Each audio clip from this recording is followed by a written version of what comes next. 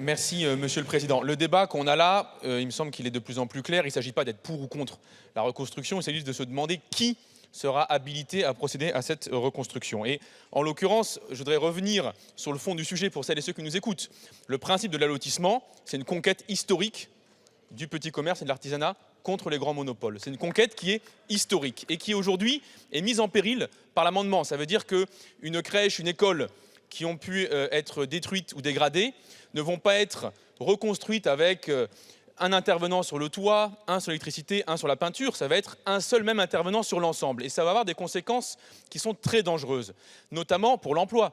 Parce que ça signifie qu'il y a un risque d'éviction, c'est-à-dire que ce ne soit pas l'artisan, la petite boutique, le commerce, l'intervenant qui habite dans le quartier qui puisse venir opérer la réparation, mais que ce soit une major, un grand monopole qui s'y substitue. Ce qui va du coup menacer parfois, pas toujours le cas, mais qui peut menacer l'emploi localement en faisant en sorte que ce n'est pas les experts, même parfois pas ceux qui ont contribué à la construction initiale, qui puissent revenir dans la reconstruction, mais qui seront remplacés par d'autres.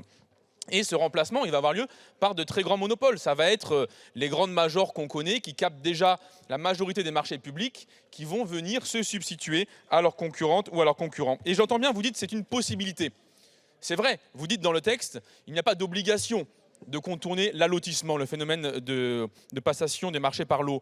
Mais s'il y a une possibilité qui est ouverte, c'est-à-dire qu'il va y avoir un rapport de force. On va avoir des majors qui vont venir interagir avec les élus locaux, qui vont venir leur mettre des coups de pression et qui vont tenter d'avoir un monopole accru sur l'ensemble des marchés qui vont être passés. Et avec des accords, des tentatives de tractation qui vont être l'obtention intégrale du marché ce coup-ci, qui va les mettre sur les rails d'obtenir un marché la prochaine fois.